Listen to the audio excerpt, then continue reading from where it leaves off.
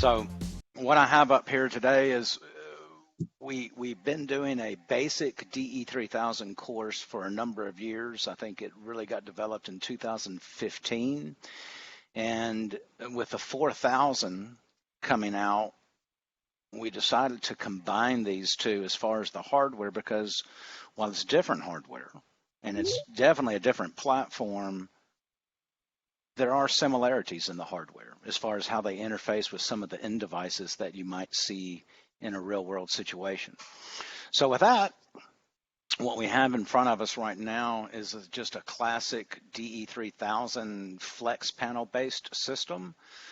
Flex panels were developed, gosh, I think around 2015 as well, with the purpose of we could have one panel that works with all current production Caterpillar engines. And we're talking the Atom 3 and Atom 4 series, from the 3300 smallest horsepower all the way up to the 3600 horsepower range.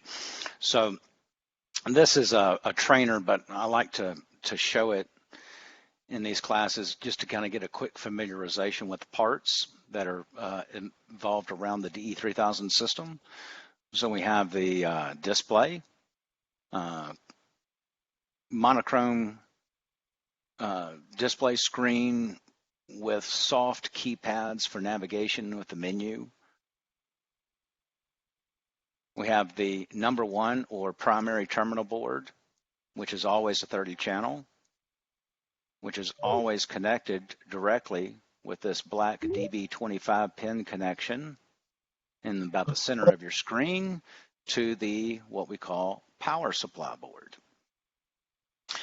And then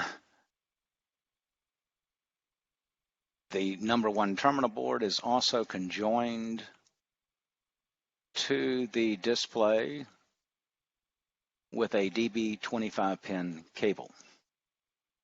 In the background behind this door, as many will see in a lot of panels that are out on the market today and out operating in the field, there's also what we developed, a flex panel PCB board. This happens to be a prototype, picture of a prototype, Rev 0. Most of them that are out there in the market are either a Rev 1 or a Rev 2, but that is just a quick representation that's what's mounted behind this super secret door that you can see in the image.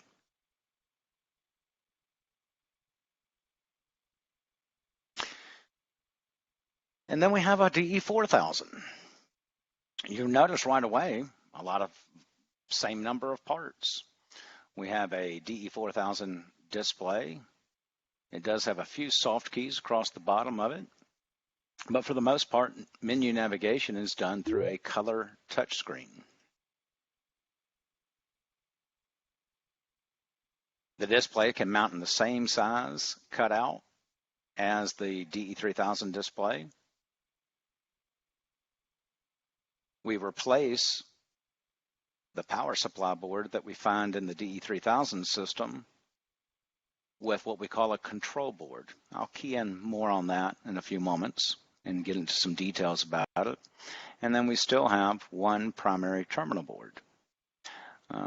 One thing that I've already liked about all these is each one of these devices receives power from an independent supply power point. The display, you can see right there. The control board is the power point for it, as well as the terminal board is the power plug for it down in the lower right-hand corner. And everything connects back as far as communications with Ethernet cables. I think in this particular image we used Cat6 cables. So the display connects at this point on the control board, and the terminal board ties into this point.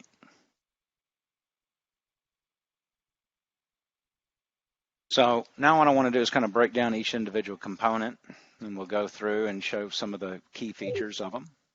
If you're a long-standing member and friend of Ultronic family. You'll remember that the original DE-3000 was released around 2007. It came out with a single color LCD display screen, and it was much smaller. It was 20 characters from left to right by 4 characters top to bottom. In 2014, about the same time we released the DE-3000 enhanced version, we also released the new DE-3000 display screen, which carried up to 4 colors.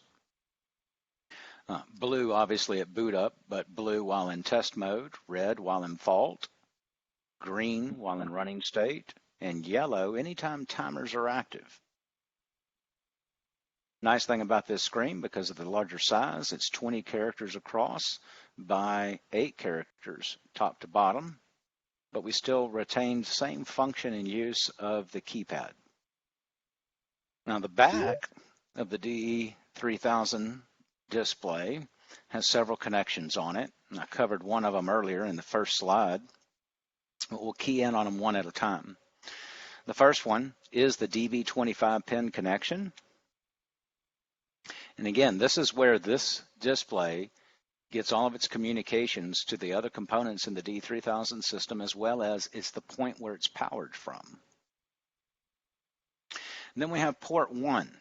Now, port 1 has 2 different connections. It has the classic old original DB9 pin connection, as well as now a USB printer connection. Port 1 is primarily used for programming a DE-3000 system. So we can plug into one of these 2 connections for port 1 with a laptop computer, and we can retrieve a program from the panel system, or we can send a program to it. And even though we may be dealing with multiple files in the subroutine or in the background, one file for the display and one file for each terminal board, it's one flawless effort as far as we don't have to plug into each device to send a program in and out of this thing. I'm not sure exactly what year the USB port connection was introduced, but I know that nowadays I rely heavily upon it, because when was the last time we really saw a laptop that had a serial port, or aka DB9 pin connection on? You just don't see that too often these days. The next thing I wanted to point out, at the very bottom, and forgive the picture, you can't really see the writing on it, are what we call COM ports 4 over to the left, and to the right, COM port 5 connections. These are reserved for Ultronic factory proprietary uses, for the main purpose of where this hardware may receive a different program at the factory and be used for a totally different product line. As far as the DE-3000 is concerned, these ports should never have anything connected to them. The last thing I want to point out are the communication lights.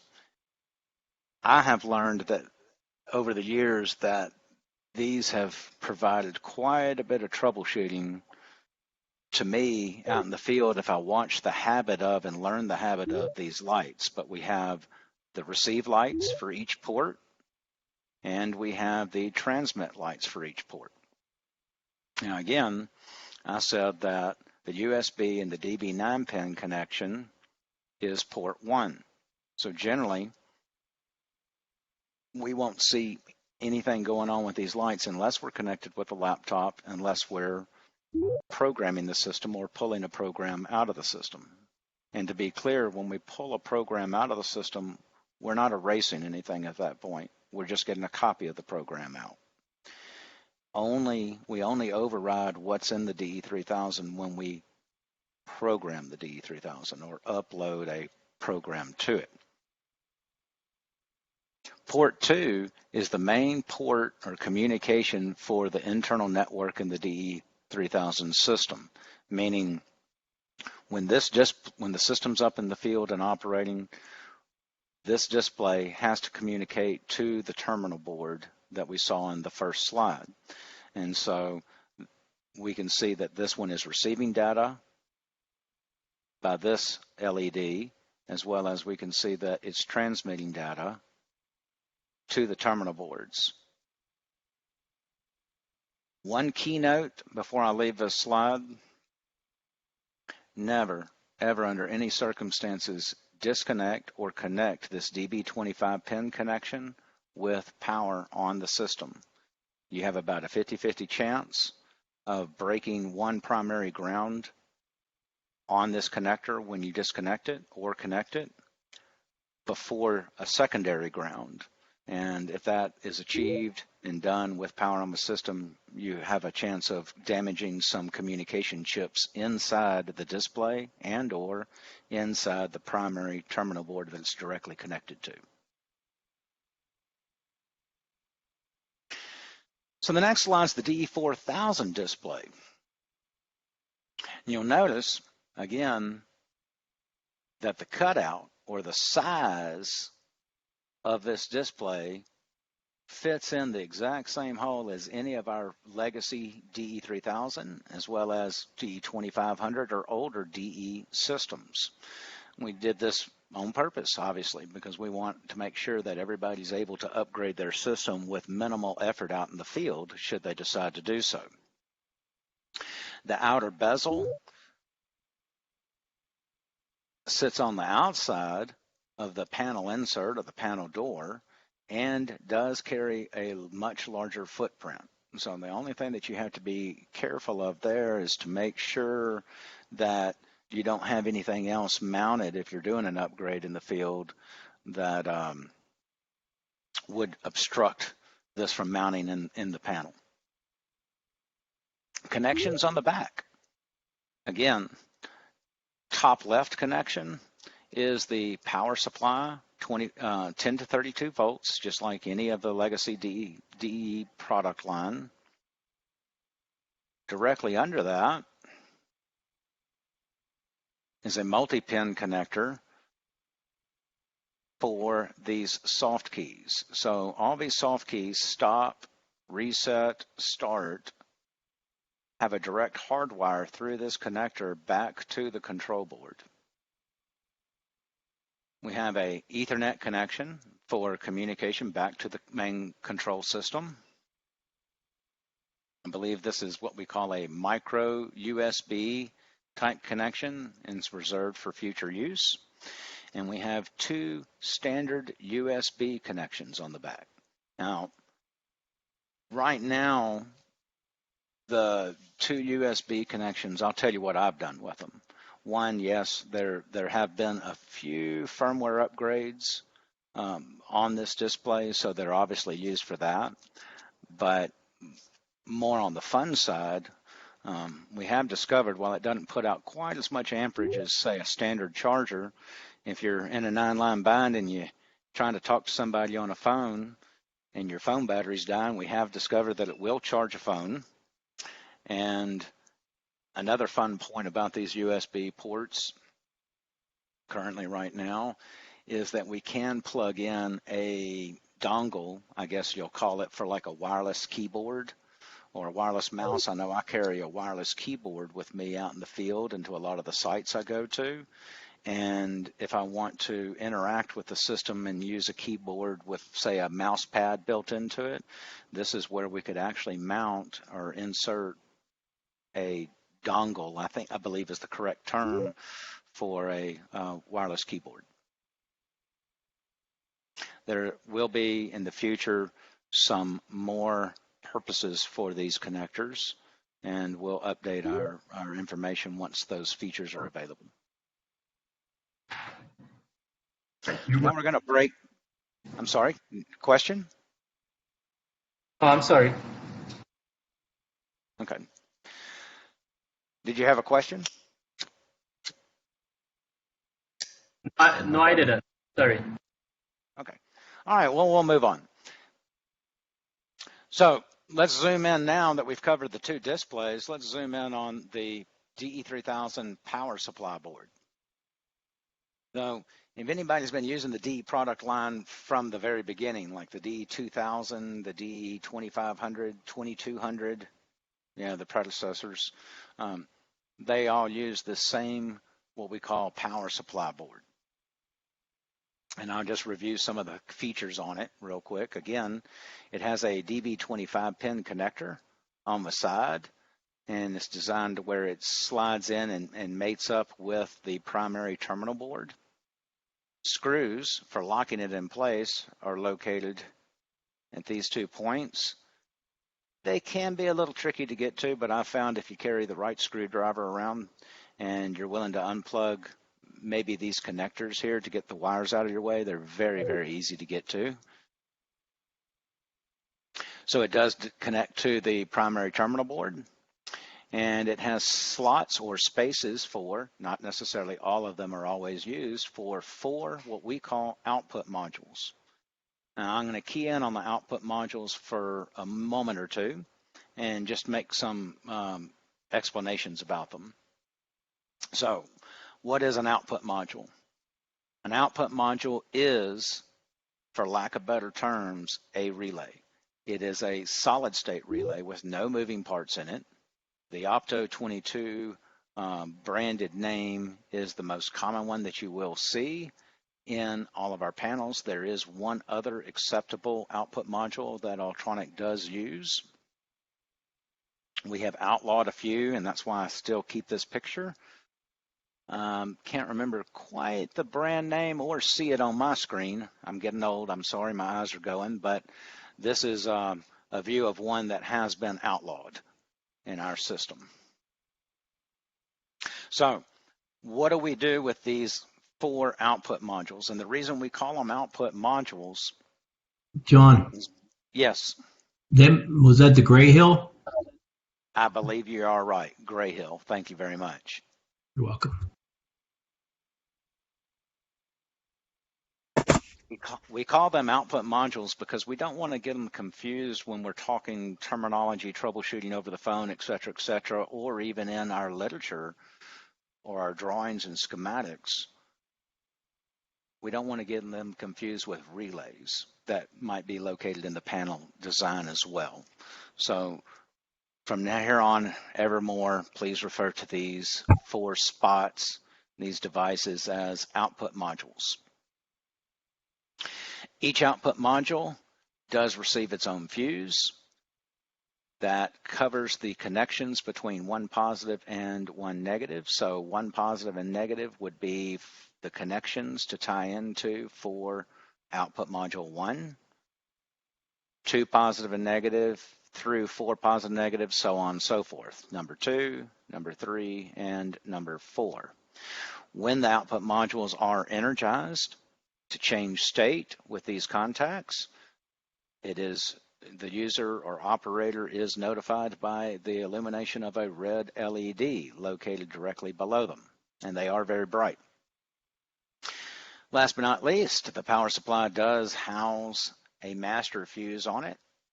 It has a input connection for 10 to 32 volts main power. It has a ground connection for battery ground, and it has a magnetic input connection. Now, these are the terminals today that are primarily used. It does have an ignition G-lead input and a standard CD type ignition fuel valve input that will be linked to output 1 and output 2 only. Now, if you ever have a system with a G-lead coming into it, it will require a slightly different type output module in these 2 locations because of that. And it has a capacitor for powering the CD fuel valve. Also, hiding over in the far left corner is a master power LED that will illuminate when the positive and negative input terminals see voltage. And also hiding over here is a spare fuse. Should you ever burn up a fuse, we recognize the fact that these fuses are not necessarily one that you'll go down to the auto parts store and buy, so we do ship everyone with a fuse located on it for spare purposes. The terminal connections. The 2 8-pin terminal connections are located on each one. There is a nomenclature tag that covers the majority of the PCB, that tells you what these connectors should be. Example, and part laying in the way of the picture, but 1 positive and negative through 4 positive and 4 negative are on the top. Therefore, this is always plugged into the top. And the fuel valve, et cetera, main power coming in is at the bottom. So therefore, it's always this terminal located at the bottom. Despite our best efforts of labeling the boards, we still found around 2014 that some customers would sometimes mistakenly put these in the incorrect place. We were very thankful that during welding practices and fabrication practices that they would disconnect these plug-in connections, but when they would plug them back up, they would put them in the wrong position. When they introduced 24 volts to it, they would now put 24 volt positive, which is normally at this location, and they would do great damage to the system. So Ultronic introduced keys located here. There's 4 more up here on this one and 2 on this one, and they can be put in different orders to prevent these connectors from being plugged into the wrong connection. That does not mean that they cannot be forced. I've also seen them removed. They said, well, we couldn't get it to plug in there, so we removed that connector, and then they still burned up the system. So just keep in mind that's what those are, and that's why they're there. They do make it a little difficult, but if you do force, you can get past the keys and still force the connector in. Second thing, you're going to notice something that's out of place right here. You will see that these 2 connectors are both labeled as B2 and A2 and S2. S stands for shield, as well as this connector is B2, A2, and S2. So obviously, with my spare parts, I've done a little bit of rearranging. So I'll do my best to explain this. The top connector here is actually port 2, and it's indicated as such on the nomenclature tag that covers the PCB. Port 2, as I said in one of the previous slides, is the communication platform that allows the display system to communicate down to the terminal boards. So it's a sealed, proprietary, Ultronic-only network. You should never have or allow anybody to connect any wires to port 2. In fact, for good habit years ago, before I joined Ultronic, I would routinely on a commissioning site or something remove that connector completely and just kind of put it in a spare place in the panel, maybe up where I store my spare fuses, or sometimes I'd take it completely out of the panel just to make that sure that nobody could connect to it. It does not, from what I've seen, do irreversible damage, but it will freak a system out if somebody tries to connect their SCADA system to it. The connector onto the bottom, and you can see on the nomenclature tag over here on the bottom left-hand side of the slide, is port 3. And shame on me for including this picture with the wrong connector plugged into it. But this is port 3. It is the primary slave port for RS-45 communications, thus allowing anybody to connect a SCADA system or a telemetry system to.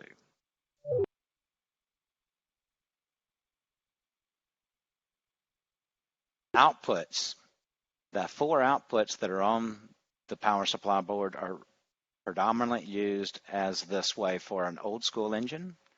Output 4, prelude. Output 3, starter engagement or cranking purposes. Output 2, ignition. Output 1, fuel valve. Now, on modern day engines, such as smart engines, like something like a Waukesha with an ESM system on it that takes care of its own crank and prelude cycle, or a Caterpillar Atom system that does the same, we have a new configuration called an OEM configuration, and we'll generally reserve output 4 still for a compressor prelude, output 3 for an auxiliary or spare, and we're doing some neat things with that. It has a time on delay and a time off delay. Output 2 will usually be used for a start command, and it can be pulsed on or made to stay on at the beginning of a run request until that run request ends. And then output 1 will be used for a unit status okay to run, or if you're used to the Caterpillar lingo, driven equipment ready type signal.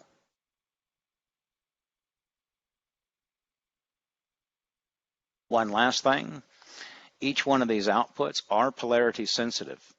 So rather than having a 1 in and a 1 out, we use a 1 positive and 1 negative. A good example of this would be if I was powering a fuel valve and I was bringing in 24 volts and I wanted to use output 1 to switch on and off voltage, I would bring a 24 volt supply in to 1 positive, and I would come out when I energize the output to feed the actual fuel valve.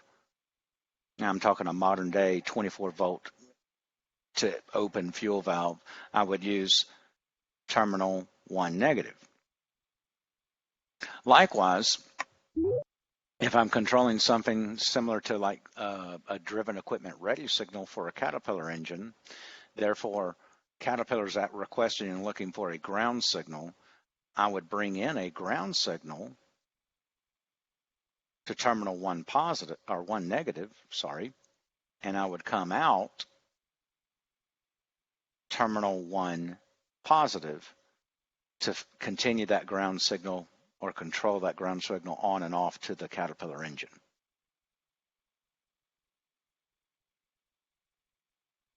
So on the DE-4000, there's no longer a power supply board. Oh, I'd like to back up one slide and make one last note.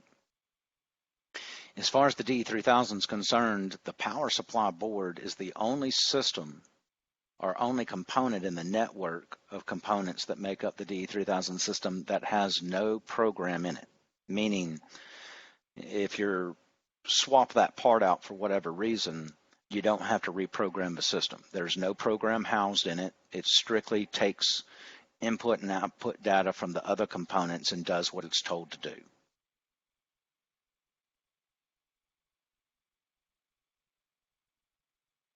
On the 4000 system, we no longer have a power supply, but we have a new product called a controller. The controller has a master fuse located on the side. It is a 5 amp. It's a standard miniature blade type automotive fuse. So nowadays you can run down to the auto parts store or your favorite convenience store, chances are, and get an actual replacement fuse for it should you blow one. It has the power inputs, and notice the power input has a positive, a negative, and a case ground nowadays. It has a hysteresis or a safety switch connection, terminal connection, designed to where when accompanied with a terminal board or multiple terminal boards in the panel system, that they can all be daisy chained together for communication purposes or communication validation. Therefore, if one board quit talking for whatever reason, the system would fault out. It has the same output modules, 1 through 4, that the DE-3000 has, used pretty much. They don't have to be used in the same order or configuration, but we're finding that on the projects that we're doing, we're following that same format. We're still using output 1 for our most critical, so it would be our driven equipment ready signal or okay to start for an OEM engine, or it would be our fuel valve on a non-smart engine. And outputs 4, 3, and 2 are still used pretty much for the same things that we have just covered on the 3000 power supply. Instead of having these as replaceable modules, they are built into the system, into the circuitry. They are protected by an internal 1.2 amp max fuse. And it's my understanding, if Matt Train is on here, please chime in, that is not a permanent below fuse, that if it trips, that it will auto reset when the short or fault condition clears. Is that correct, Matt?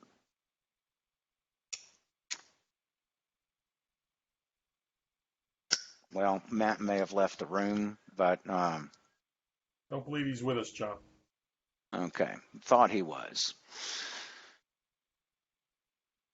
If anybody needs verification on that, please contact me at a later time or date. But that is my understanding. That's what I've seen in the field. If I had a dead short, it will illuminate the LED red to give me an indication that there is a short. But as soon as I correct the short, it will go back to operation. So it's not a permanent blow fuse. We also have discrete inputs. Notice the similarity to the HMI: stop, reset, and start. So this is where we would tie in the connections from the HMI to take advantage of the soft keys at the bottom of the HMI display. We have two RS-45 connections. RS-45-1 is the primary to act as a slave. It has both read and write capabilities from other SCADA systems, telemetry systems, etc., etc. We have a CAN terminal that is still in the works a little bit. I'm going to be honest with you there. And then we have a RS-45 connection 2. I'm currently using that to communicate and pull in information from external devices, such as legacy Ultronic products like an EPC 50, EPC 100s, EPC 110s, ignition systems that have RS-45 capability, as well as other systems such as Waukesha ESM systems and or Caterpillar systems.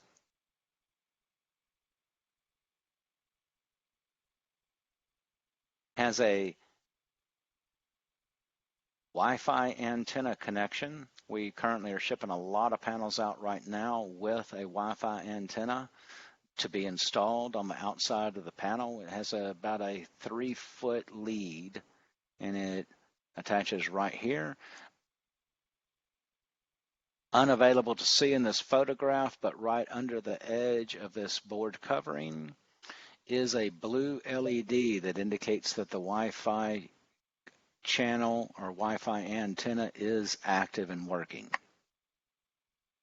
Has a USB printer cable type connection and a standard USB connection. To date, I can't tell you what purpose they serve, but they will serve a purpose in the future, so be looking for changes coming your way soon. We have a total of 7 Ethernet connections. 6 is reserved for the display. That said, I have successfully plugged in the display to 7 and any of the other ports, and it does work, but 6 is our primary home for it. There are some communication type things going on in the background that makes terminal 6 the ideal place for the color touchscreen HMI to connect to.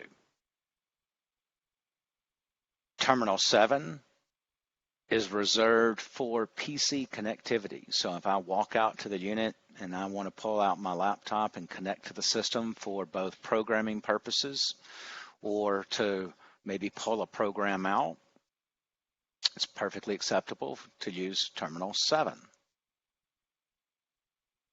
And then we have 5 terminals or jacks to plug in up to 5 terminal boards.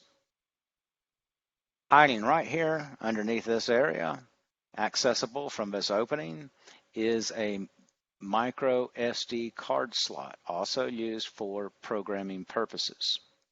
Also underneath this area is the primary processor or SOM module.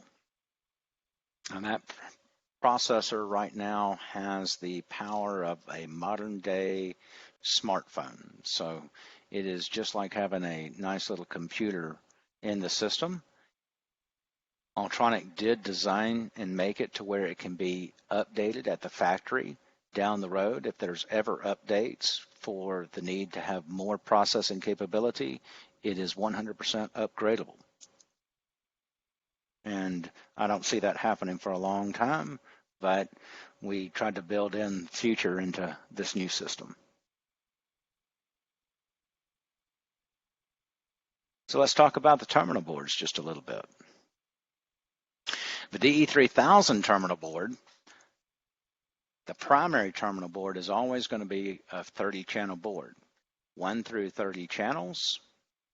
Each channel has a set of dip switches to where we can configure it for analog, such as 0 to 5 volt pressure transducers, or the degree type 1, degree type 2, which are also 0 to 5 volts.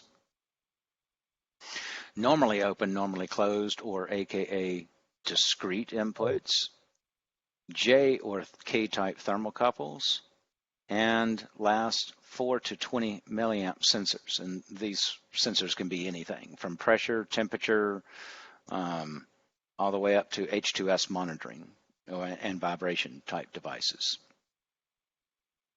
There's a positive row of channels, and you can't see it because of the jumper wires in the place, but they are marked positive on the nomenclature tag, and a negative row of terminals. It has 2 analog outputs that can be used as linear movement, such as for speed control, or PID, such as a suction control valve or a recycle valve. It has 8 digital outputs that are syncing. And when I say syncing, what I mean is when these outputs turn on, they are connected to ground. It has 1 tachometer input, which can be substituted in place of, remember, the magnetic pickup input that we saw on the DE-3000 power supply board. We can also tie the magnetic pickup to this location as well. So it's not a or, I'm sorry, it's not an and, it's a or. So we can tie the magnetic pickup to one location or the other. It has a master ground connection. Sometimes we'll refer to it in a lot of our designs as a common. It has 2 5-volt supply terminals, and these are to supply the 0 to 5 volt pressure transducers and temperature transmitters that we manufacture, as well as a remote reset terminal labeled by R and a remote stop terminal labeled by S. Now, what's interesting and fun to know is that these 2 terminals work just like a discrete terminal. So if you were to measure voltage between ground and these terminals as pictured with jumper wires in them, you would see 5 volts. Another thing that I want to point out on this is, again, here's our DB25 pin connection that ties to the power supply, turned 90 degrees. Here's another DB25 pin connection, again, for that 25 pin cable to connect back to the display, as well as there's 2 DB9 pin connections on here. Now, these 2 guys are for connecting an expansion board. So the system will allow us to have up to 1 expansion board. The expansion board can be a 15-channel board or a 30-channel board. They are not polarity sensitive. So if I have the same 2 connections on the expansion board, so I would, if I wanted to add an expansion board, I would simply connect the cable to one of these 2 connectors and do the same on the expansion board, and I'm done. Again, please don't ever connect these 2 or this connector with power on the system. Always turn power off before connecting or disconnecting.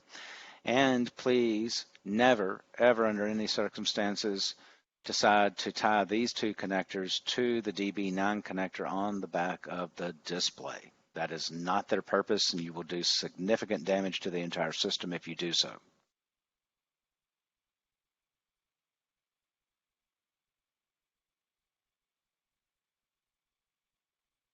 Let's review the DE-4000 terminal board.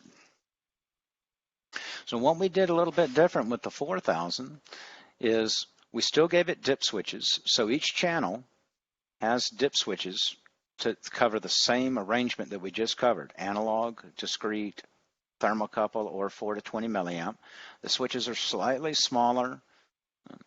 They do come with a tool pictured here. I don't know if you can see it on your screen. That helps with moving these dip switches. I still use just a small screwdriver, but I have upgraded my reading glasses. I carry standard reading glasses with me as well as supersonic reading glasses to help me do these dip switches. Another thing that's nice is it has an addressing device. Remember, and it has a blank spot so we can label the terminal boards with a Sharpie. So if we're building a system and it only needs one terminal board, we would just write 1 in this space and turn that red addressing dial to 1. And we're done. But consecutively, if we're adding up to 5 boards into a system, we would move to 2, 3, 4, and 5. Very nice feature. So there's not a different part number for different expansion boards. It's all the same component.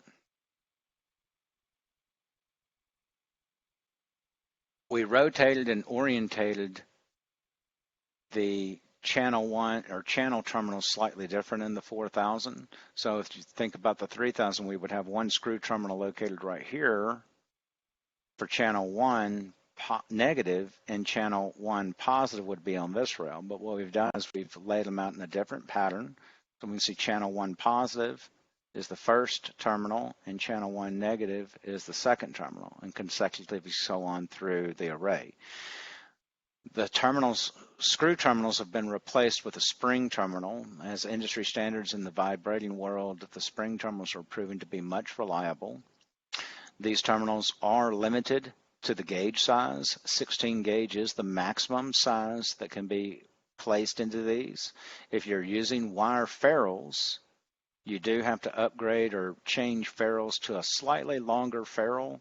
I think standard ferrules are just a little bit over 3/8 of an inch.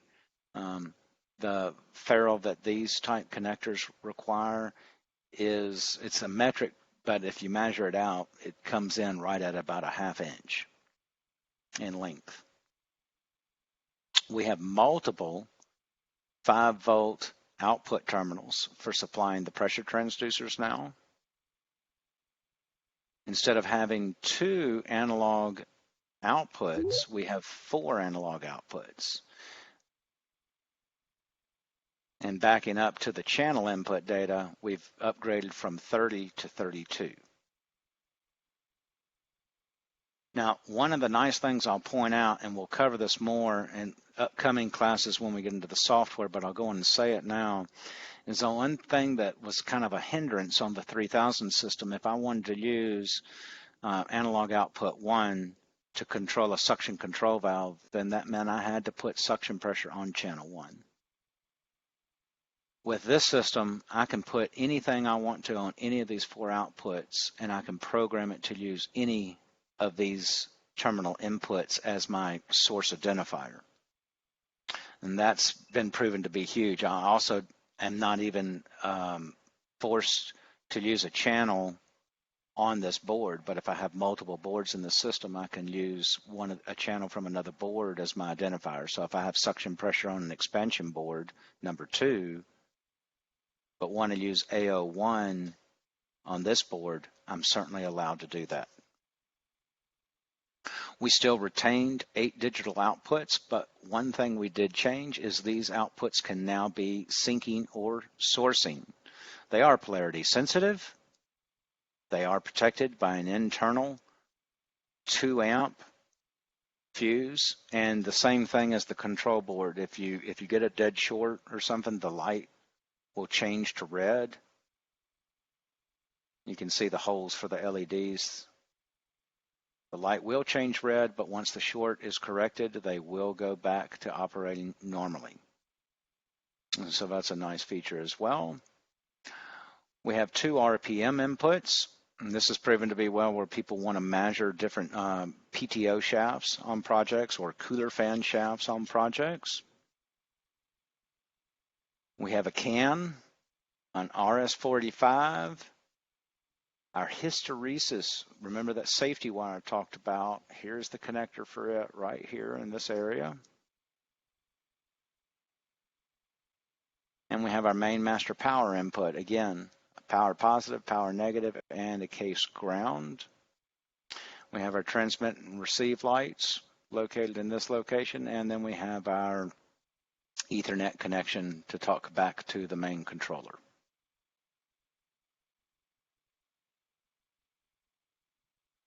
So just as a quick recap, for the 3000, this is a classic view of a 3000 system.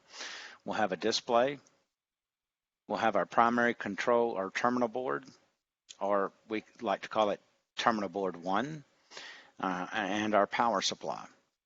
We can see that the terminal board 1 is connected to the display with the DB25 pin cable, as well as connected to the power supply board with the DB25 pin connection that's turned sideways. And then we can have up to one expansion board. Again, the expansion board can be a 30 channel, or in this case, this image shows a 15 channel. And there is the classic connection to tie the two together. If you are running an expansion board, you would never use this DB25 pin connection in the 3000 setup.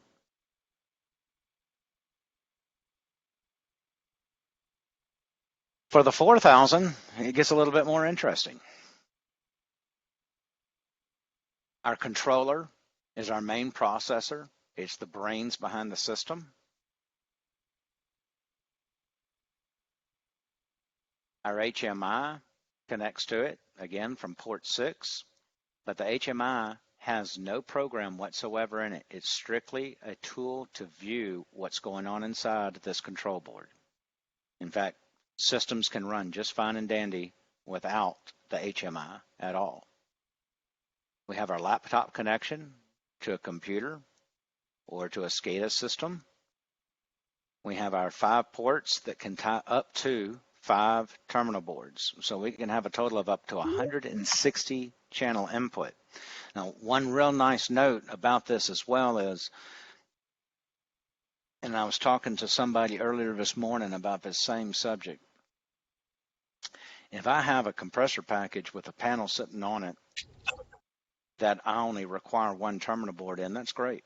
But then I might get that compressor package on a site where they may have a JT fuel skid or a special valve control skid somewhere, or a meter run skid somewhere else on site that they may want to utilize the power of the DE-4000.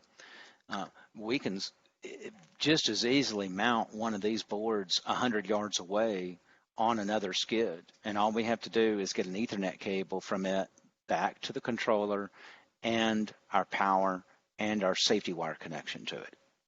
And we have all of a sudden what I would refer to as remote I/O.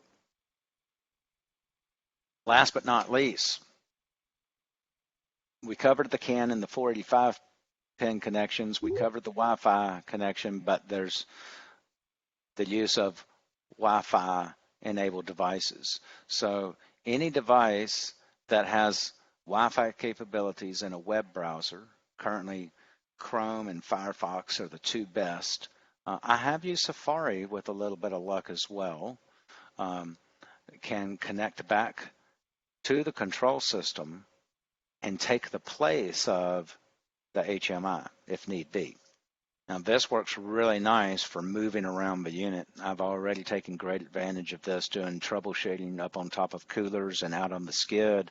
Rather than having to have one person at the panel and one person out on the skid, I can do everything now and basically carry the panel with me in the palm of my hand. Very, very nice feature. So now that we've covered the base of the hardware, I'll cover a little bit about how the hardware interacts with other devices. And before I move into that section, I wanted to pause for a moment and give anybody an opportunity to key in and ask a question before we move on.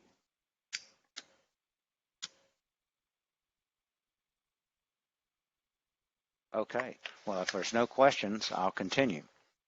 So I wanted to cover just real quick a few other components that are commonly found in some of our panels. All these components are made by a manufacturer called Phoenix, and they're a really good partner for us. But terminal boards, or I'm sorry, terminal connections.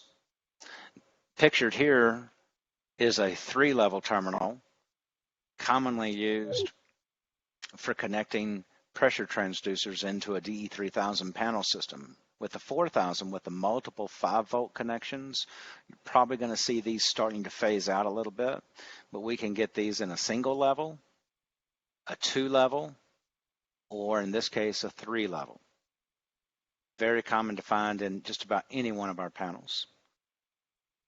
A relay, this is a picture of a double pole, double throw 6-amp relay. Every one of you have probably seen them if you've been around our panels.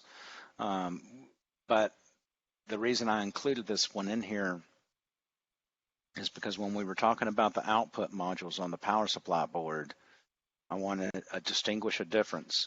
An output module, and then this is a relay. So if we're trying to troubleshoot something over the phone, and then a diode block. Diodes are used for all kinds of things, but mainly when we're energizing like a magnetic solenoid, something that creates a magnetic field. We use them as what we call flyback diodes. It's kind of a slang term, but it's to diffuse a event that occurs when we de-energize a magnetic coil called self-inductance. And you'll notice that the diode, apologies for that, you'll notice that the diode connects the top 2 terminals to the bottom 2 terminals. Likewise, in a lot of cases, what you'll see if you're looking at a panel is if you're looking at this screw face, somewhere on the plastic housing, you will see a plus symbol. One keynote that I always like to point out in just about all my classes with with relays, is that the relays are polarity sensitive. A1 is always used with positive voltage to energize the coil. A2 is always used to ground the coil. We can turn the relay on and off by either one of the 2 ways, either by removing and adding in the positive signal, or in a lot of cases, we'll use it to turn on and off with a ground signal just as easy. It has I called it a double pole, double throw earlier. A double pole means that it has 2 poles located here, and it can be thrown in 2 directions. So in the non-energized state or shelf state, terminal 11 for switch 1 is our common, and it is closed to terminal 12, our normally closed. If we energize it, this switch will flip and change state or be thrown, and 12 and 11 will become open, and 11 and 14 will be closed. This also repeats for what I call switch 2.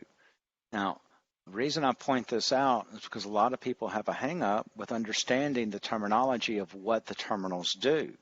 But if you'll think about, if it begins in 1, it's switch 1. If it begins in a 2, it's switch 2.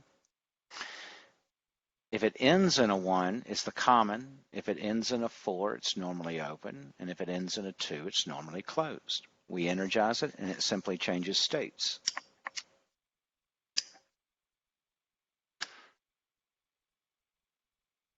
So let's talk about both the 3000 and the 4000 system, and this is why we grouped them together. Work with the same type devices. So let's talk a little bit about those devices and how they wire in to the 3000 and the 4000. So a 0 to 5 volt pressure transducer. This is our standard Ultronic model.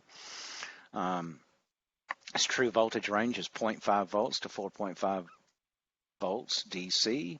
It's highly resistant to electric noise. It's not so resistant to H2S, pulsation, and the length of the cable, total length, is limited to 50 foot. Now, I hadn't found an application on a compressor package yet where we couldn't make this work. Wiring for pressure transducers is really simple. There are 3 wires. We have a 5-volt wire that supplies 5 volts power. And now, on the DE-3000 terminal board, you saw that we had 2 5-volt supply terminals. On the DE-4000, we have multiple. I'll count real quick. Looks like a total of 8 to 10 terminals on the DE-4000. DE-4000 terminal board to supply up to 8 to 10 direct wired pressure transducers. So the red is the 5-volt supply, the black is the ground, and the white is the signal to the DE-3000, or for this class, the 4002. So for just a moment, I'm going to do my best to try to explain what's going on inside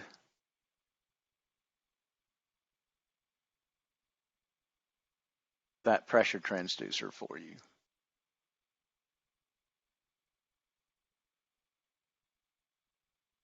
And if you'll bear with me, I'm having a little bit of a technical difficulty navigating.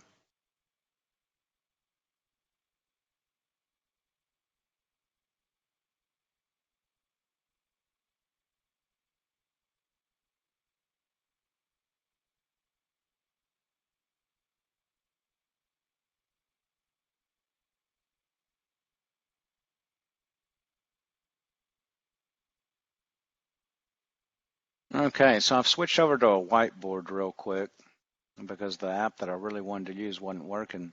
But I'm going to try my best to explain what's going on inside these transducers. We have a 5-volt supply wire coming into that pressure transducer, and that voltage signal will travel through what I like to call a variable resistor, and that variable resistor is activated by pressure. So if we have pressure pushing up against a diaphragm type device inside that pressure transducer, it's going to change this resistance value. Coming out is our white wire, or our signal wire, that's going to carry a variable voltage of 0.5 up to 4.5.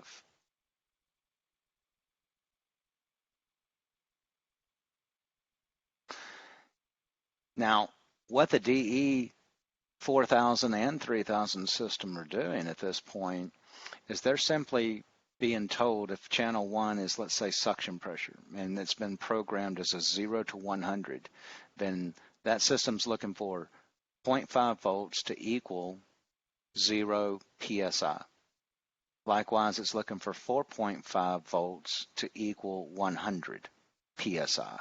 So that's how it's ranged. But both the 3000 and the 4000 system work as a standard voltmeter at this point. They're simply measuring the voltage. They take that in voltage, they interpret it internally in the software, and they give us our pressure reading. But as we all know, a voltage meter has no load on it. So with no load applied to the circuit, this resistor can be anywhere between 0 ohms to 10,000 ohms, and we're still going to get a full 5 volts out of here. So what goes on inside the pressure transducer is we have a fixed resistor, and I'll just draw F right here for fixed resistor. It comes out and it connects as the black wire. And that black wire is connected ultimately to ground. So with the introduction of this black wire, we always have a constant load. So there's always a voltage draw on the system. So as this resistor varies and changes, we get our variable voltage signal into our 3000 or 4000 system. I always think that's pretty handy to explain to people. So what are some dangers here? One danger is if we ever lose the ground right here, we're going to see a full 5 volts in place of the 4.5 volts. That's a great troubleshooting tool. So with that, I have a quick video to show you.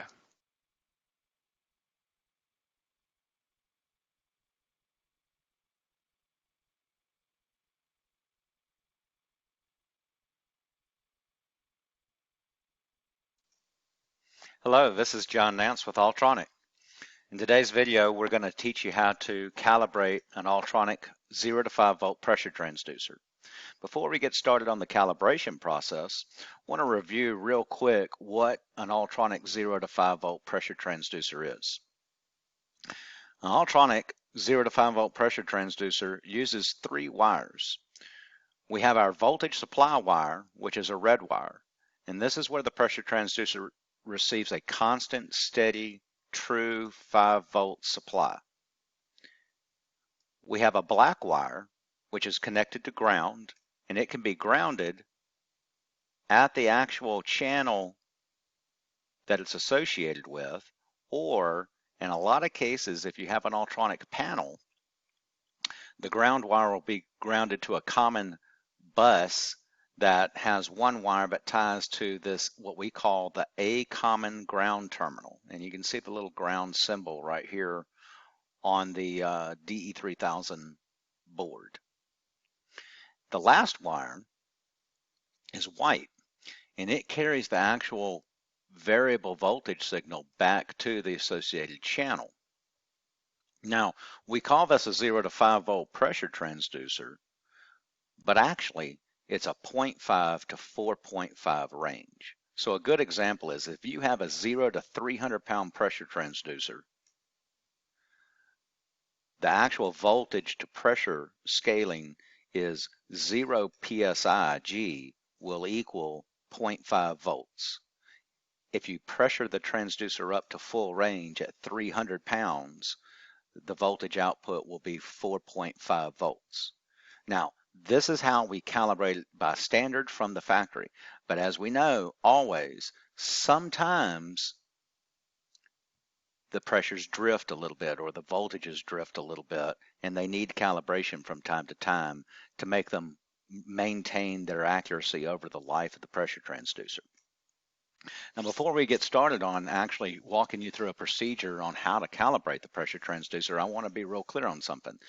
If we have a pressure transducer that is constantly getting out of calibration, meaning it's calibrated one day and the next day it's off again, more than likely what we have is we have a damaged pressure transducer. Pulsation, fluid shock, etc., those type things can damage any industry standard pressure transducer, and they should probably be replaced at that time.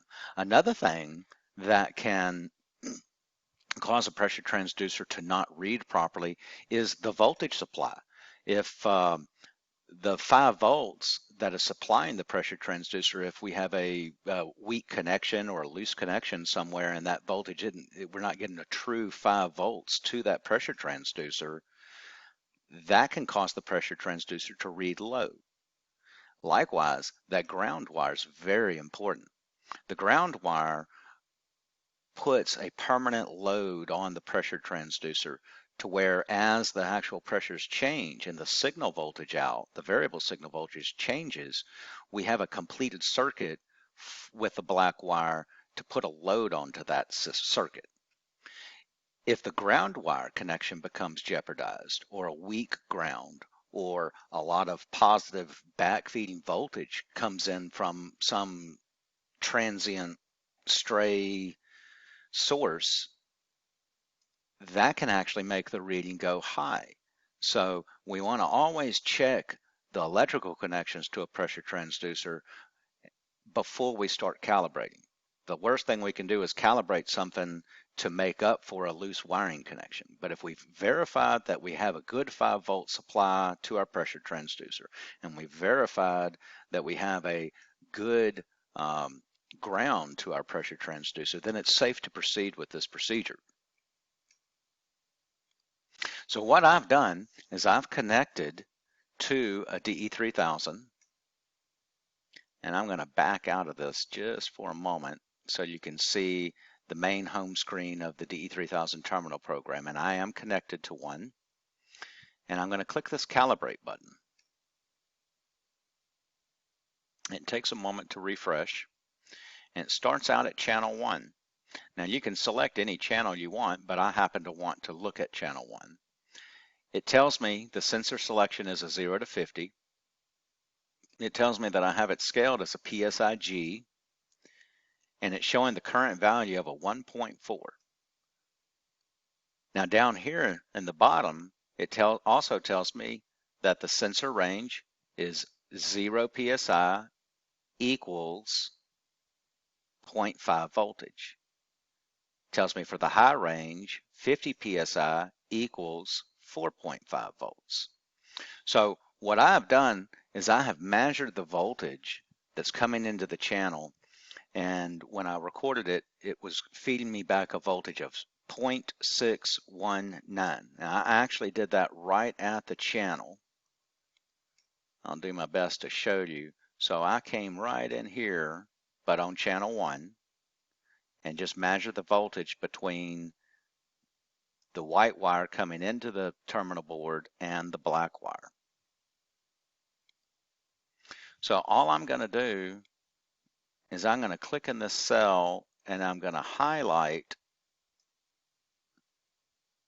all the numbers past the decimal place. And I'm going to enter in 619. And then I'm going to push accept. And it takes a moment to refresh. But you'll see that my pressure reading just returned to 0. Now we can do the same thing for the high side. So if we have a way to simulate a steady pressure, there's several different products on the market. Some people will use hydraulic pumps with certified test gauges so they can connect to the pressure transducer and pump the pressure up to full range, in this case 50 psi, and then they can measure their voltage, and then they can adjust and calibrate their high side as well. Works the same way as the demonstration for the low side. Again, if you're having to do this constantly, more than likely we either have a loose wiring connection or a faulty, damaged pressure transducer, and we should change that. But from time to time, it's very important, especially on DOT type locations, to calibrate pressure transducers. And this is a perfectly acceptable method. There's another way to do a low tweak method, calibration method, through the DE-3000 terminal or display unit through the keypad, but I don't really recommend that. This is the preferred method, and it's worked out really good for me over the years. If there's multiple channels to do, once you've calibrated your first channel, you can just simply come to the top and select the other channel that you would like to calibrate.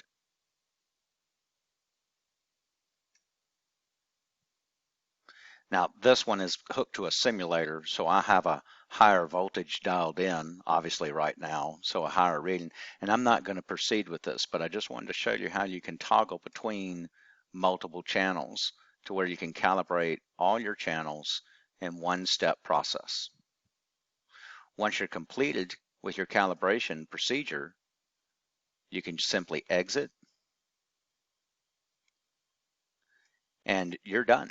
Now those calibrations will always stay inside the DE-3000, even if you pull programs out and update programs and dump programs in.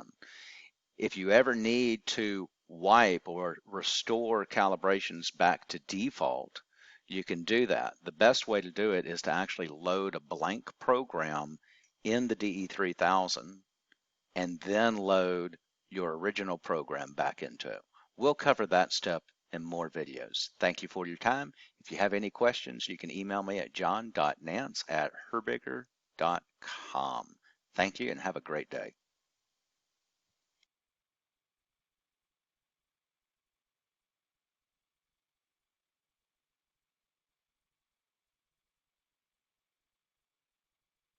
Okay, so I'm back. A couple of disclaimers in that if I'm having to offset my voltage more than a tenth of a volt, chances are I probably have a problem. Again, that was from a simulation, so I just wanted to be real clear about that. But before we move on out of 0 to 5 volt type pressure transducers, does anybody have any type of a question they want to ask? Okay, well, we'll move on. So the next type of sensor that I like to cover is the 4 to 20 milliamp pressure transducers. And they're going to wire in much of the same way, but let's just touch base with what type of sensors are out there. We have a standard cylinder type pressure transducer that we find on a lot of panels. Some of these have multiple wires on them. Most of them are 2-wire configuration though, or even if they have multiple wires, they can be wired up in a 2-wire configuration. There are the higher end type pressure transducers. I think for a few $100s you can get a cylinder type pressure transducer. For a few $1,000s you can get a Rosemont. So there is a difference there in quality. Sometimes some of these Rosemont pressure transducers will have 2 wires for a positive and a negative 4 to 20 milliamp loop out, and then they'll have a place to be powered up by 24 volts as well. So they wire in slightly different. I'll cover that in the next couple of slides.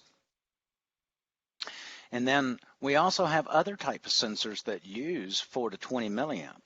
I had said earlier something like an LEL monitor or an H2S gas monitor, but position monitors are very, very common, as well as vibration transmitters are very, very common. Now, a transmitter or transducer is anything that converts a physical property to a voltage or current signal. So one of the common things is like again, a vibration transmitter is one of the most common things that we see. It could be like scaled anywhere between 0 to 2 or 0 to 3 inches per second, and it will give me out a 4 to 20 milliamp signal out based on an average of an engineering measured vibration unit, which is really cool. And you can get down to some very, very precise levels with a sensor like that. So let's talk about how these 4 to 20 milliamp pressure transducers work a little bit. Remember, we have a different dip switch setting both in the 4000 and in the 3000 that's required. And what happens inside those systems is we connect the negative terminal to ground internally in both boards, whether it's a 3000 or a 4000, through a 200 ohm resistor. And what we do technically is we convert the 4 to 20 milliamp signal to a voltage signal by the use of that resistor. And the range becomes 0.8 volts DC to 4 volts DC. So here's a good image of a pressure transducer in my screen. And we can supply that pressure transducer with 24 volts in, and we can come out with a signal wire. And that signal wire will tie to the channel that we want to wire it to. Let's use channel 1 as an example. It would tie to channel 1 positive right here at this point. And then we would put a jumper wire between channel 1 positive to channel 1 negative, just with the use of a jumper wire. And then channel 1 negative internally is connected to ground through a 200 ohm resistor. And so what we do is we use a little thing called Ohm's law to calculate that. And here's an image of Ohm's law, E over I equals R. So Ohm's law gets a little confusing. I'll give you a little bit of an explanation for it, for those of you who are not familiar with it. Back in the old days, like 1700s, when it became to light about Ohm's law, and you had people such as Benjamin Franklin and several others playing with electricity and their keys on their kite strings and whatnot, a gentleman by the name of Mr. Ohm came up with this law. And in that day and time, they used the terminology of electromotive force. And that's been replaced today by current standards by just volts. So that's where the E comes from. Some of you that have ever done anything with speakers may have heard the term impedance, is amperage, but impedance is what I stands for, but it represents, for our purposes, amps, and then R, resistance. So R is the only one that makes sense today in current day standards to me.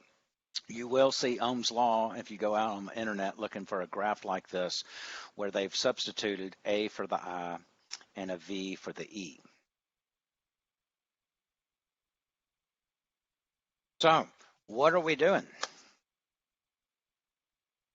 We're taking 4 milliamps and we write it out as amperage, 0.004, and we multiply it by 200. That's the resistor value. And we get 0.8 volts. Anybody that wants to get their phones out and open up their little calculator app, I'll welcome to do so, because they'll get, if you follow that math, you'll get 0.8 volts. And the same thing, if we take 20 milliamps and write it out as amperage, 0.020 multiplied by 200 ohms, we'll get 4 volts. So that's how we come to that as a standard. And it makes it, knowing this, it makes it really nice for when we're out troubleshooting, whether we're on a DE-4000 or if we're on a DE-3000 or any other device.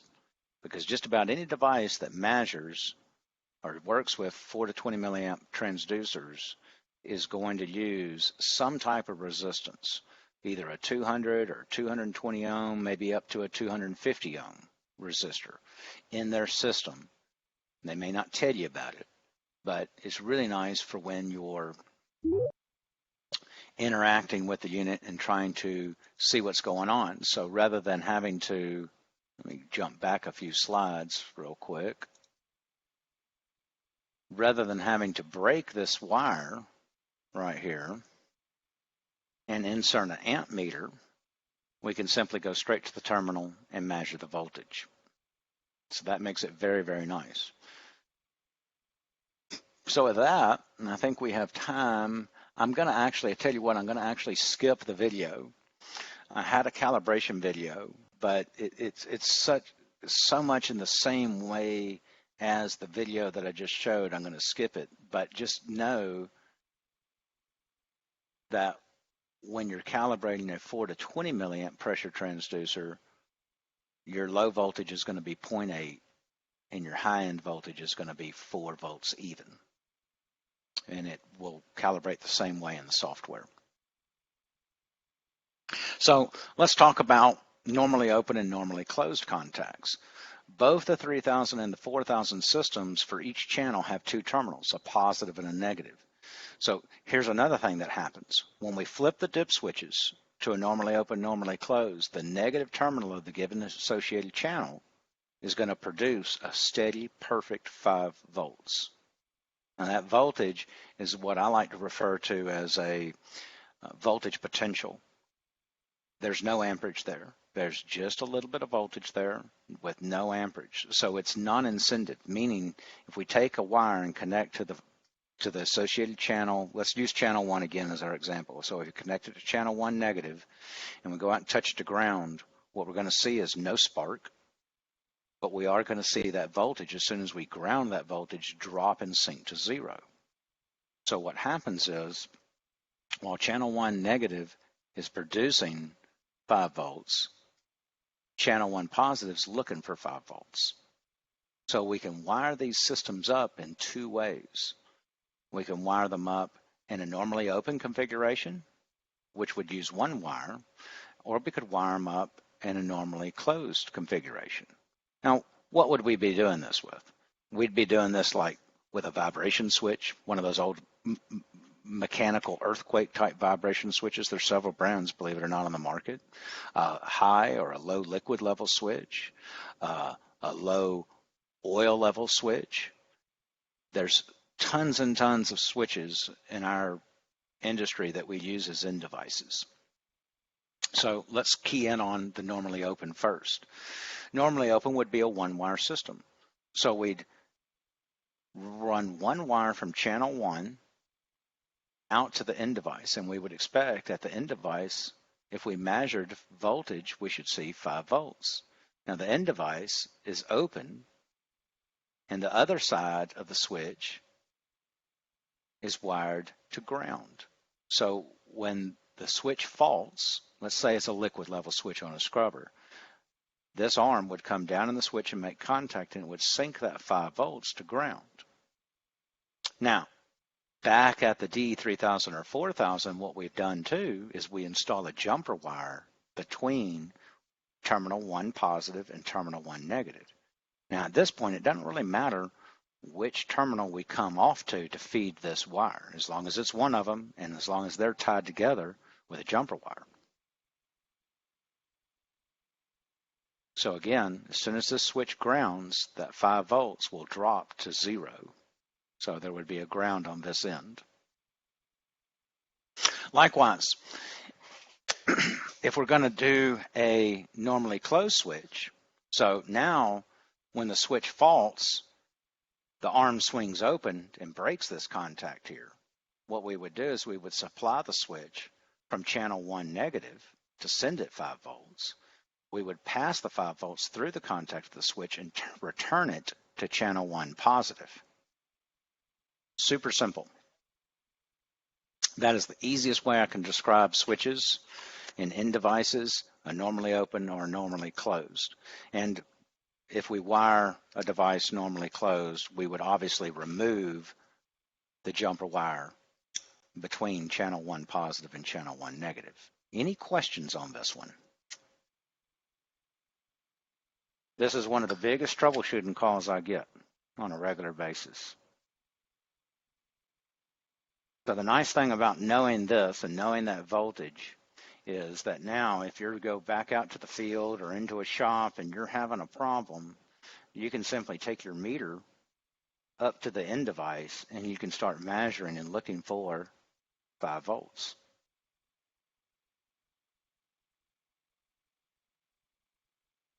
Here's a pretty good diagram of a single wire system.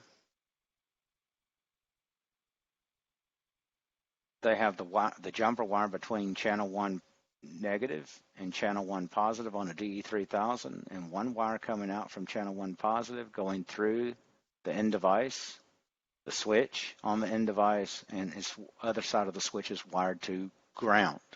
Again, the switch goes into a fault, it grounds the 5 volts, the 5 volts that's on this wire will drop to 0.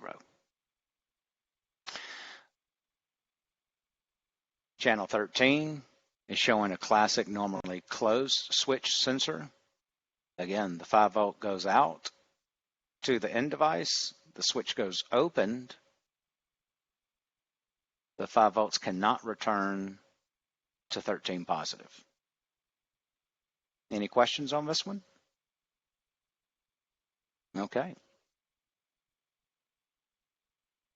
So this is something that usually I start throwing stuff at people if they get the question right in a face-to-face class, but you'd be surprised how many people get this one wrong.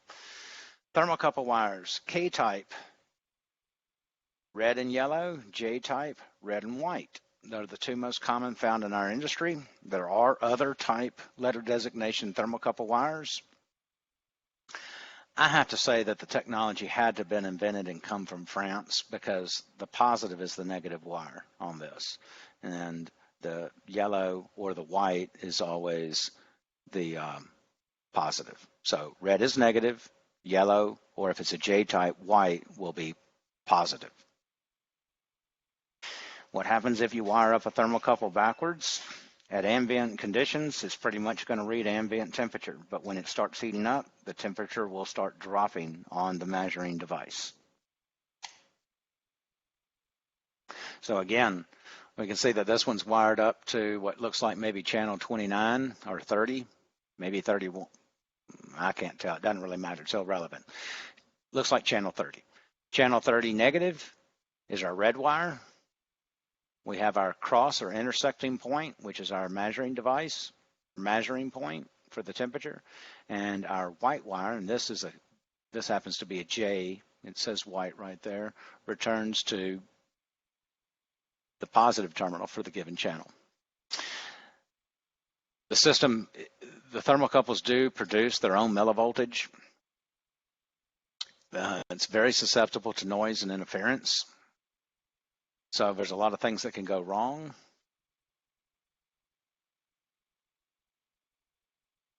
The J-type's total range is negative. 346 degrees Fahrenheit to 1400. The K-type's total range is negative 454 degrees to 2300 degrees. In the DE-3000 world, our range is negative 76 degrees Fahrenheit to 1472 degrees Fahrenheit. Yes, that's it. Materials are chrome and alumol, or forgive me, I'm not going to pronounce that real good no matter what I do. Calumet. Thank you. And it is the most commonly used today. The J-type is made out of iron and constantine. Because it's iron, it can rust at the point of fusion, which is why you do not see the J's being used as common today as the K's. My word of advice on thermocouple troubleshooting is braided wires are best in a vibrating world, not solid core. I'll also say and add that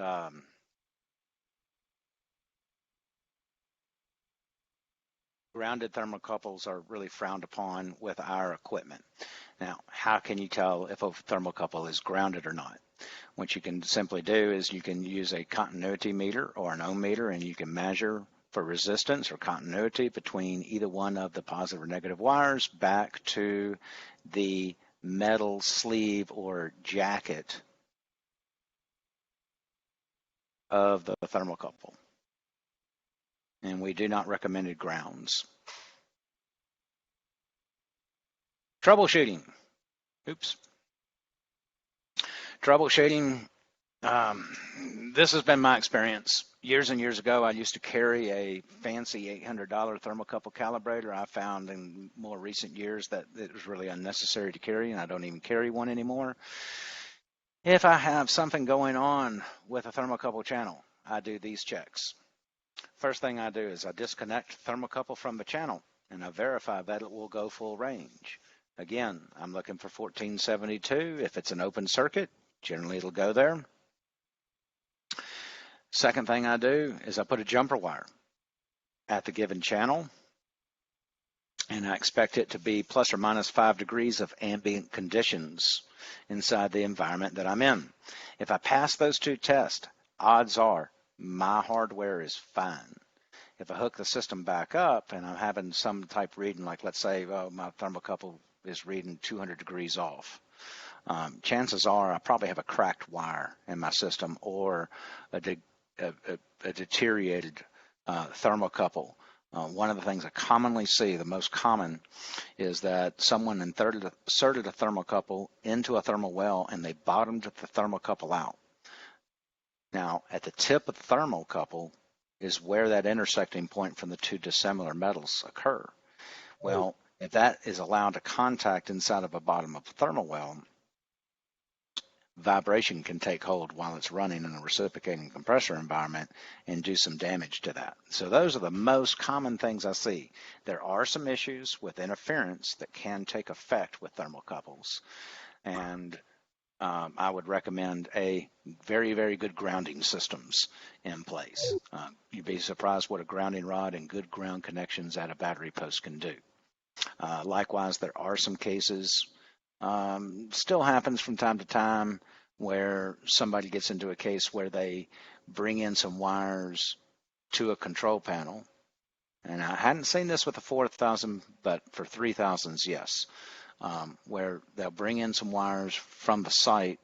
Maybe it's supposed to be a planned ESD wire. And they say, oh, it's just dry contacts wired into one of your spare discrete channels, and you set it up. But actually what they have is they have a little bit of voltage somehow coming from somewhere in the system on those two wires they gave you. And that voltage backfeeds voltage into the 5-volt bus for the discrete channels, but that can affect the thermocouples. Generally, what it'll do is it'll cause them to go negative in quite a bad way, like negative 56 degrees Fahrenheit. There are some other cases with outside interference voltages coming into discrete channels where it can cause the reading to go high. But generally, if you pass those two tests, an open test and a shorted test with just a jumper wire, your hardware is good on these thermocouple channels. So the next thing we'll talk about real quick, and we won't spend much time on there, is proximity switches. So for lube proximity and or lubricator, force feed lubricator protection, there's lots of different devices. You've got the classic Kenco device, which is a one-wire system. If it doesn't have flow differential passing through it, it's going to close the contact, connect your sensor wire to ground. And you have the ProFlow, which does a little bit of processing capabilities inside of it and calculations. That's great, but ultimately it has a switch that can trigger back to the device and work as a normally opened or normally closed. And then you have the DNFTs. In lieu of the DNFTs also have built into a proximity switch. Hadn't seen one yet. And then there's the newer product out on the market, which is just a simple read switch or proximity switch. So both the 3000 and the 4000 can work with any of these devices. I'll show you some examples if we don't run out of time later today about how or different things that we do with proximity switches for customers. But again, these are going to wire in just like any of those discrete channels that we just covered with the normally open, normally closed circuitry. So the DE-3000 and the DE-4000 both can have any channel configured as these three classes, Class A, Class B, and Class C. So to save a little time, I won't do the interaction and the question and answering, but let's just cover them. Class A is always active, no matter what.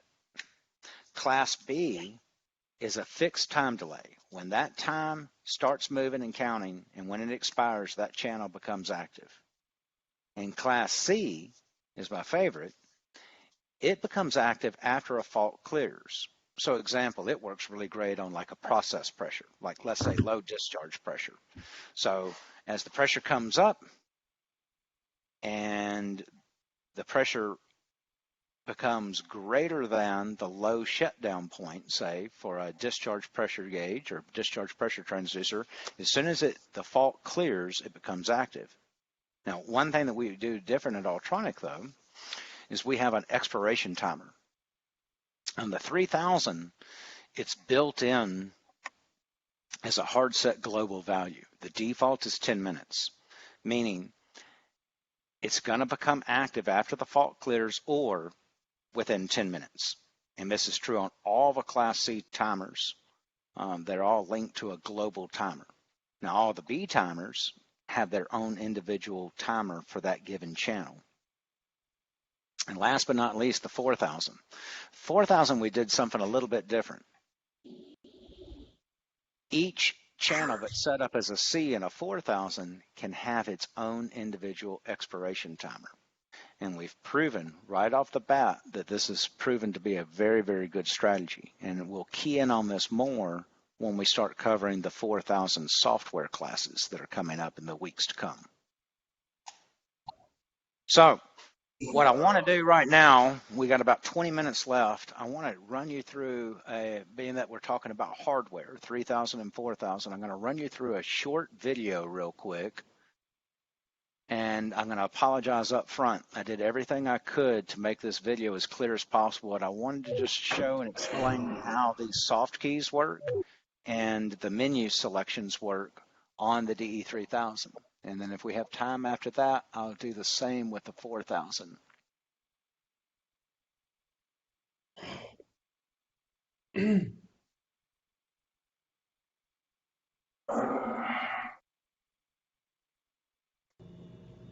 Hey guys, this is John Nance with Ultronic. Again, if you ever have any questions, you can always email me at john.nance@herbigger.com. Today I'm going to show you a little bit about the on-screen keyboard system and menu screens for the DE-3000. Simple navigation. Right now we're currently at the home screen. We're in manual stop. I'm going to do this whole demonstration while in manual stop. Let's talk about the view key. If we push view, it shows us what digital outputs are on at the time. Any digital output displayed right here is an indication that it is turned on, so it is grounded. If I push view a second time, it takes us into a grafting mode where we can select a channel to graft. This works much better while it's running, not while it's down. I'm going to push escape, and now I'm going to push F1, and I'm going to show you that you can see all the analog channels in order of appearance from channel 1 up to channel 30, or if you have an expansion board, up to channel 45 or 60, depending on the type of expansion board. You can simply use the up-down arrows to scroll through the list and see any channel that varies its signal. So left and right bank lube from a proximity switch, cylinders 1 through 4 for temperatures, and your pressures. Escape will exit you out. The F2 key on a fault will show you time and date of the first fault, meaning the last thing that shut this unit down. Now, if you push the F key from a running state, it's going to take you into or give you an option to go into a cool down mode if you have that feature set up. We cover that in other videos as well as most of my classes, that if any of you attend my classes. View channels. If we push view channel, we can use the up and down arrows to scroll through individual channels to see the status and the information that's going on with that channel. Reset resets the system. Notice this one's configured as an OEM start. It doesn't say auto start, it just says timer's active. So if you have a system that's with a modern day CAT or a modern day Waukesha engine, you don't want to use this button. You want to always use the remote reset feature that's located on the face of the panel to put it into start mode. If you do this, it will lock up the system, and the only way to unlock it is to push manual stop, and then you can go and actually start it with your remote reset feature. I'm going to stop it.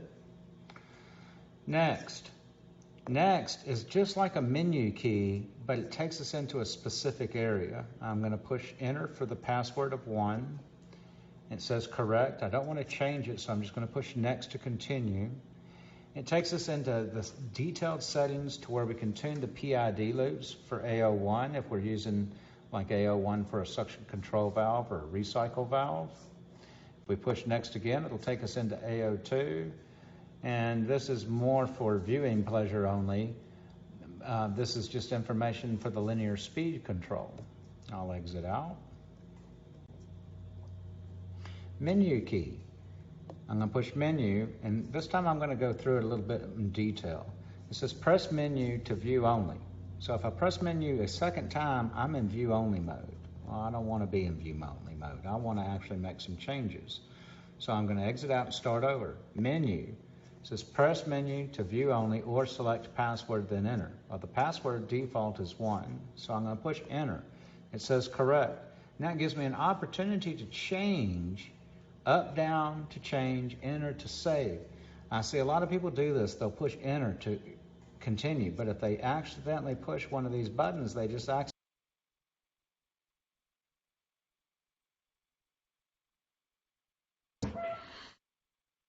Well, guys, I tell you what, that video was worse than I even thought.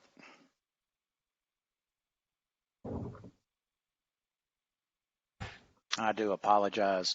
When I said it was bad, it was because of the contrast of the screen on that red background, but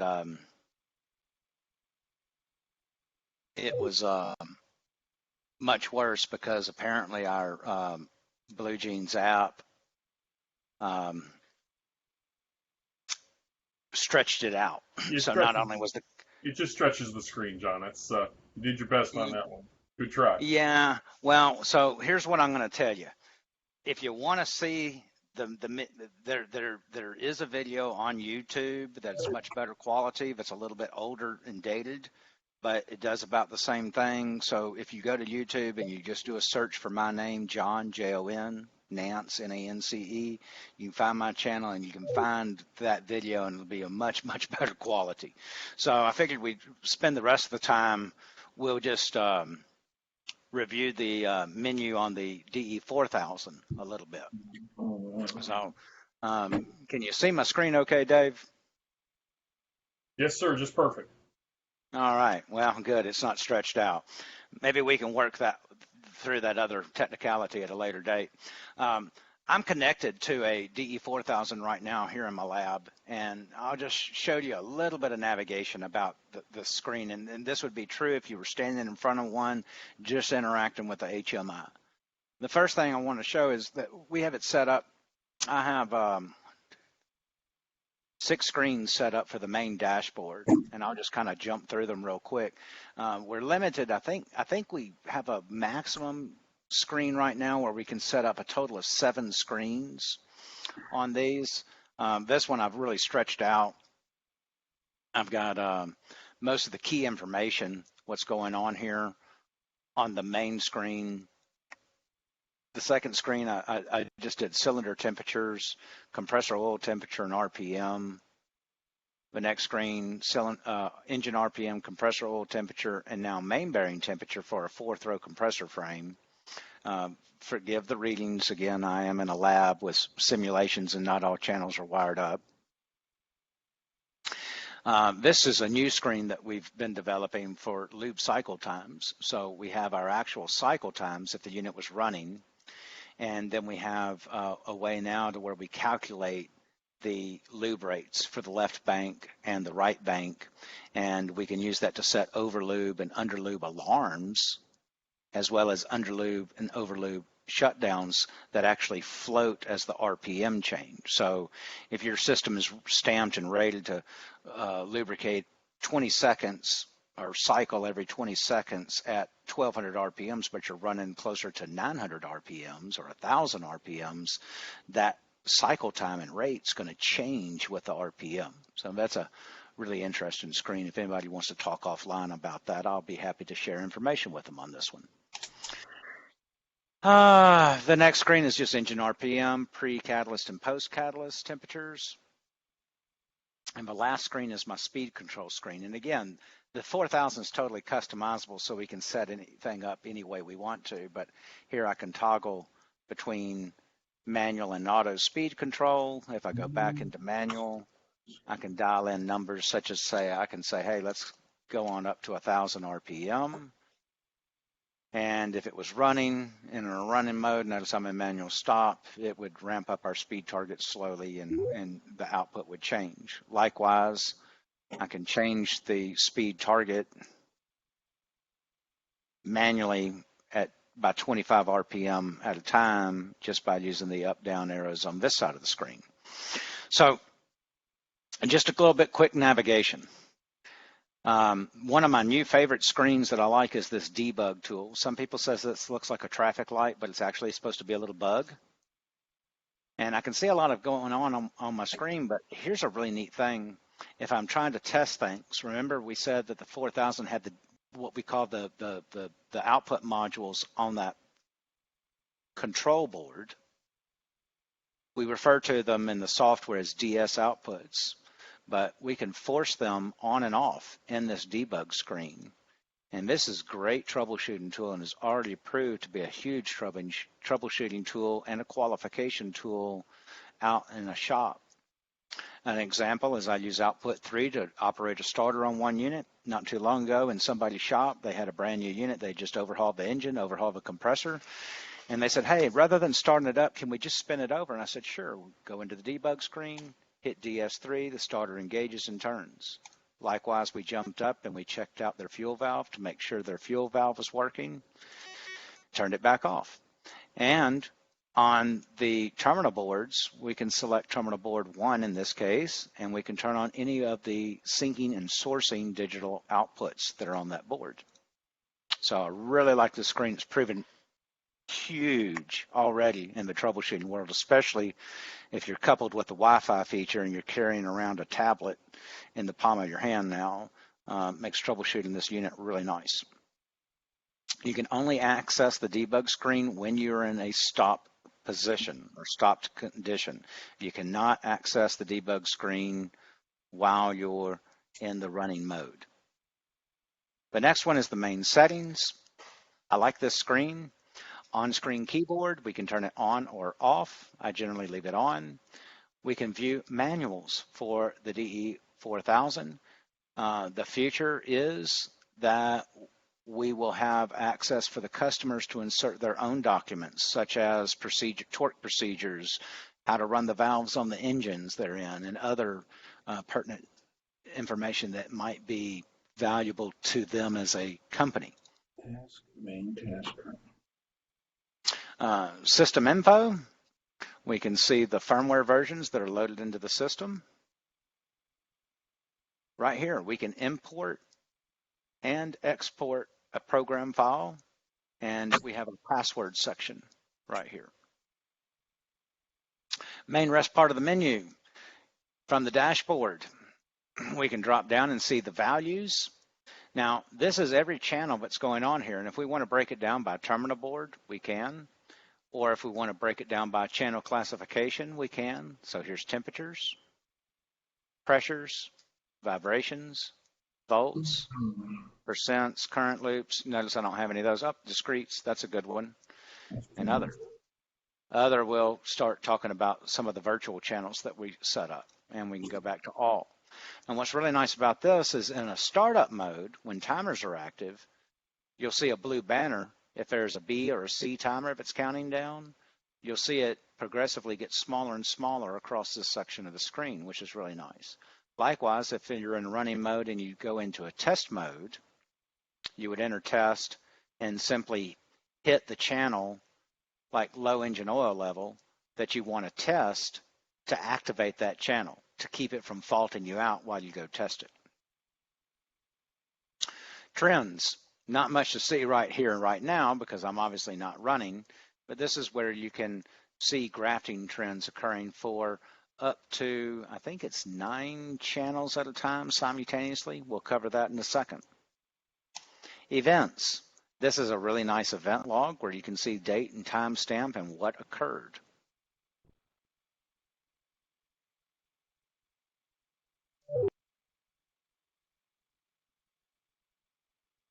Tell it, do I have 1 terminal board or up to 5? HMI refresh rate, we recommend 0.5 right now. We can assign a alarm output channel. In this case, it's digital output 3.